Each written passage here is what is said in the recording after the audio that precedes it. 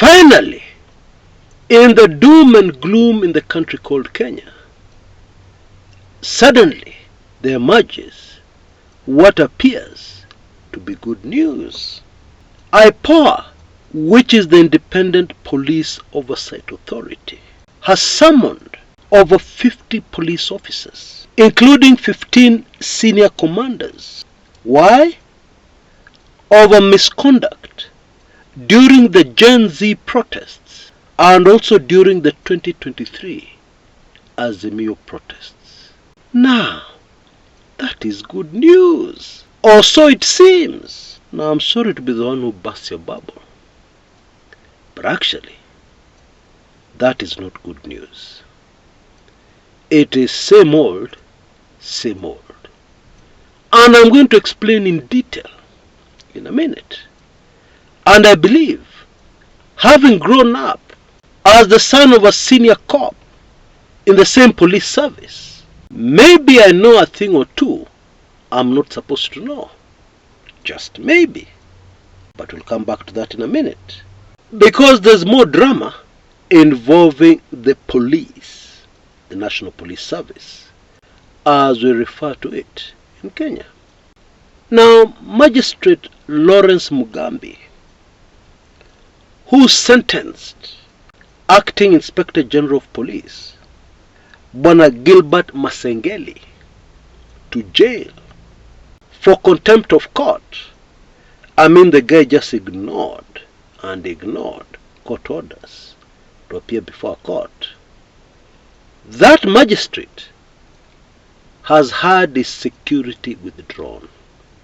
Okay? Now, the police have come up with a statement to explain the mix-up. Hii Kenya yetu nakwambia. The police, with a straight face, came before Kenyans to tell us that actually 2 officers have gone for further training on how to handle VIP security detail. They have not been withdrawn. They just had to very suddenly, hurriedly, go for some training. Hey. Now, some people believe that what is happening here is that war has been declared between the judiciary and the police. 2 arms of government that must always work very closely together. They must, for any society to operate smoothly. I believe that is obvious. These 2 are now at war, according to some people. Why? Because how dare the magistrate convict the boss of the police? Again, I'll come back to that to fully break it down and analyze it. And finally, on my show today, we're going to look at a very alarming but admittedly predictable development, where Opiyo Wandayi, the CS Energy, and the former minority leader, not too long ago, but now the CS Energy, has come out and said, mchana peupe, that the Adani energy deal is just it. It is very good for the country. You know, apart from the Adani airport deal, I'm telling these Adani people, apart from the airport deal, there are also other deals, including a 94 billion energy deal, which Opiyo Wandayi now tells us ni safi kama pamba. It's a very clean deal. Hey, we'll come back to that towards the tail end of my show. And you need to look forward to that one, because you will hear some things that you will not believe. Okay? Apart from the predictable. Now, this IPOA summons. Let's start there. You know, in Kenya, we have a history of the government covering up by diverting attention, covering up by pretending to be concerned so that public anger cools down, etc., etc. I think the most instructive example I can give from history was after the murder of the former Foreign Affairs Cabinet Minister, Dr. John Robert Ouko. Now, today we know that actually the murder took place right within the compound, right inside State House, Nakuru. And the man who pulled the trigger, Ouko tayari alikuwa ameumia sana, alikuwa na majeraha, he was injured, he was weak. The person who pulled the trigger was very smart, because by doing it in front of the President of the Republic of Kenya, and then pretending later on that he had lost his temper, immediately, legally speaking, the President was guilty by association. Okay?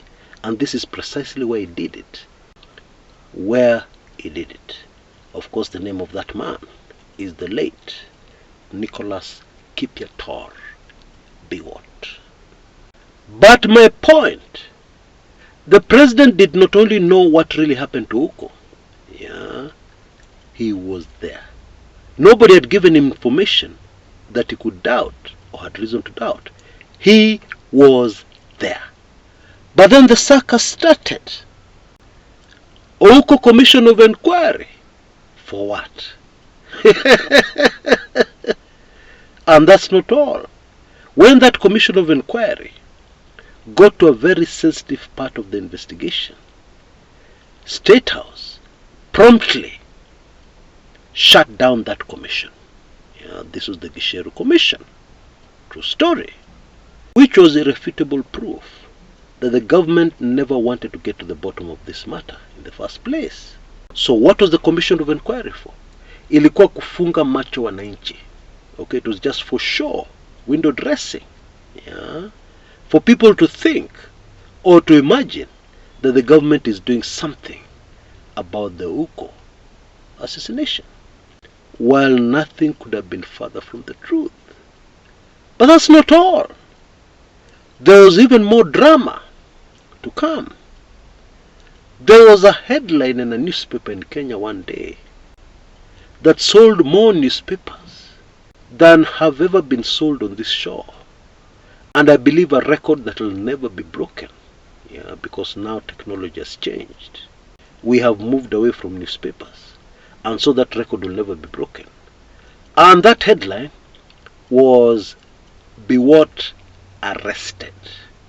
And then the kicker was Biwott and Hezekiah Oyugi, who was the internal security CS, arrested. Okay? Now in retrospect, we know that nothing like that happened. It is actually said that Biwott and Oyugi were in some very comfortable quarters within GSU headquarters, along Thika Road somewhere. Okay, they were comfortable. They were not in police cells. But then, of course, the whole drama served a purpose. I believe President Daniel Toroitich arap Moi then was getting very irritated, very annoyed at the fact that people kept on associating him to the murder of Ouko when he was not involved as far as he was concerned. I believe in his mind he was not involved, even though the crime took place in his presence. He was there. And make no mistake about it, this game of commissions of inquiry and committees has not ended. It is ongoing. The very latest is that President Ruto has appointed a 129-member National Working Committee to review the new university education funding model. You know, the controversial one? The one that has caused protests all over the country. The one which was championed by Ruto himself. Yeah, that one. Okay. Now, this working committee, what is it for? 129 members wasting taxpayers' money. Yeah, it's as if Ruto found this thing when he was in office, this new funding model, and now he has to appoint a committee to look into it and correct it. What for? He has the entire blueprint. It was his baby. It is like a man siring a child and then denying that child and appointing a private investigator to find out who the real father is. How? How do you do that? Anyway, let's stay on point. Yeah, and today we're talking about the police. Okay? So this IPOA summons of these 50 police officers and 15 senior commanders. Yeah.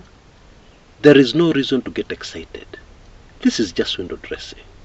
Remember that IPOA have been complaining all along that the police are not cooperating. Kenyans complained after the Gen Z protests. Kenyans complained after the Azimio protests of 2023. IPOA response, the police are not giving us cooperation. So suddenly, out of the blue, the police are cooperating and there's a breakthrough. 50 police officers to be interrogated, to be investigated for misconduct. Yeah, and we can all guess what kind of misconduct that was over the protests. How now?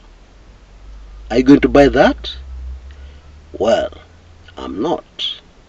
I'll never. But this Lawrence Mugambi, Magistrate, Manenos, are in a different class. Of course, this has happened in Kenya before. But this is when the police protect themselves.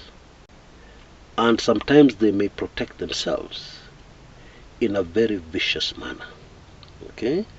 Because the magistrate's security detail is the police. And this magistrate has sentenced the police boss.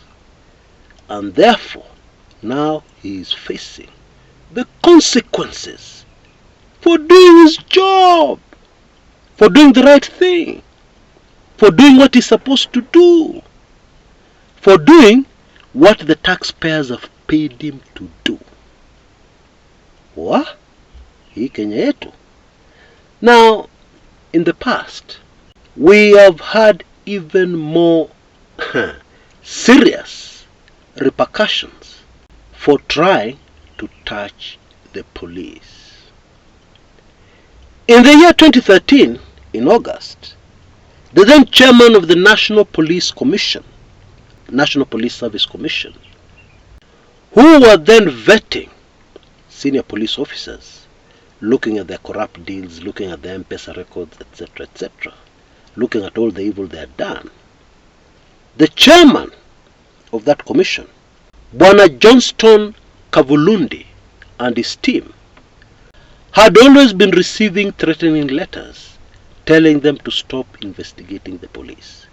But on this date, August 30th, 2013, they received a graphic message clearly telling them what would happen to them if they did not keep off.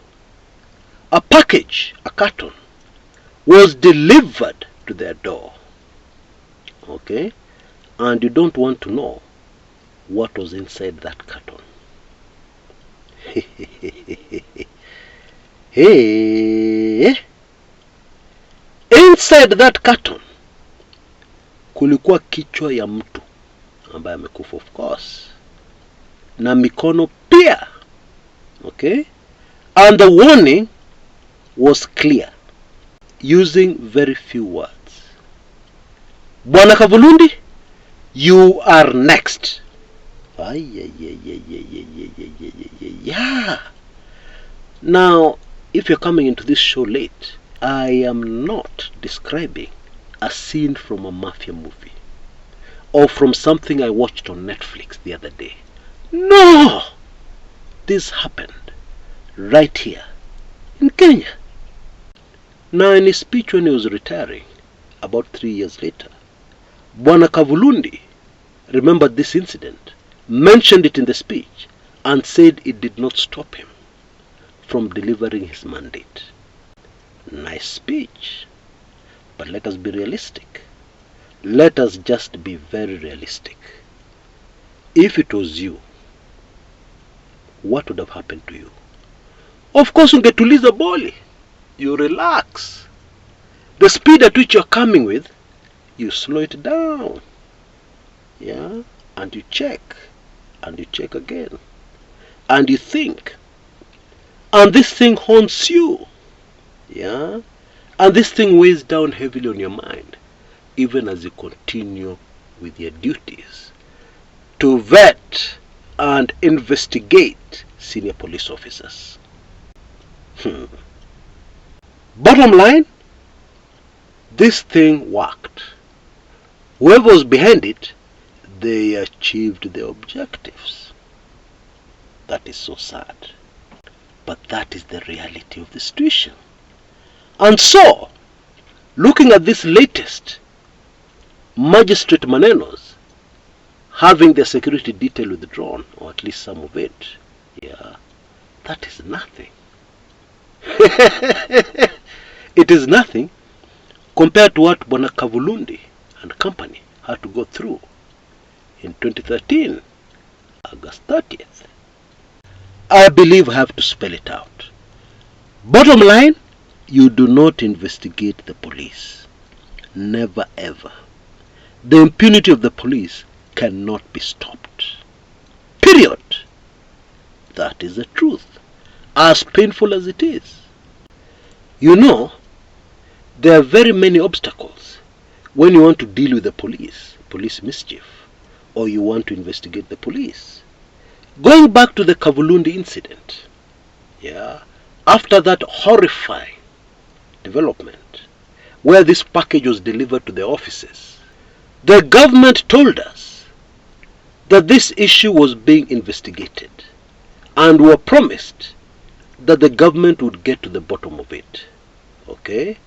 And then, with a straight face, they told us the people who are going to investigate this incident were, of course, the police. Now, this is just tragic. I'm laughing, but it is tragic. A crime has been committed. Your chief suspects are senior police officers. And then who investigates it? Police officers, who are reporting to the same senior police officers who are suspects.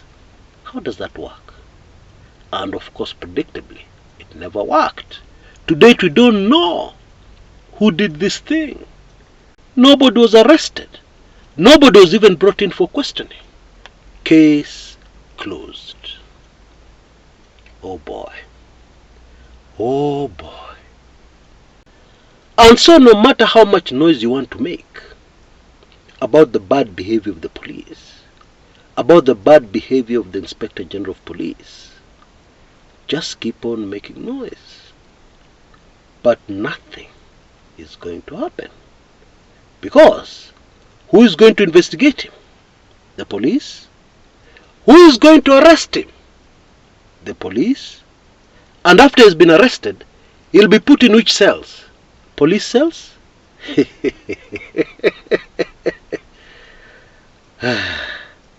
Let's just move on and discuss something else.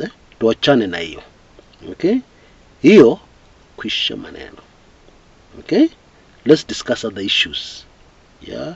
Other issues where at least something may happen in the future. Maybe 100 years from now, 150 or even 200 years from now. At least let's discuss those issues. Now, Opiyo Wandayi, a firebrand opposition politician, is now the CS Energy. And suddenly, he has started dancing and singing to the Adani tune. Okay? Of course, there is a reason. And you know, the way Bwana Opiyo Wandayi is behaving confirms what I have said in my latest very explosive special report that gives you inside information on this Adani Manenos. Information that will shock you to your bones.